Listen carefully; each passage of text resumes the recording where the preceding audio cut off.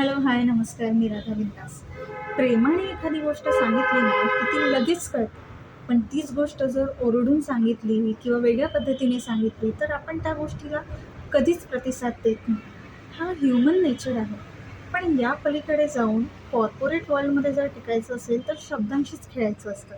ही गोष्ट आज मला खूप चांगल्या पद्धतीने रिअलाईज झाली. एका सरांनी मला प्रेमाने तो मुद्दा समजवला, मला तो पटलासुद्धा. असंच एखाद्याने प्रेमाने जर आपल्याला चूकसुद्धा कळवून दिली ना, तर ती आपल्याला पटते.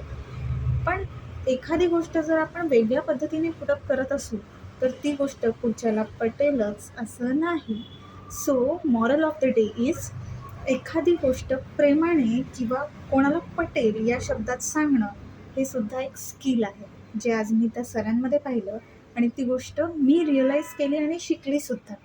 सो आय होप कॉर्पोरेट वर्ल्डमध्ये तुम्हालासुद्धा ती कामी पडेल. आय होप मी सांगितलेला मुद्दा तुम्हाला पटला असेल आणि पटण्यासारखाच आहे.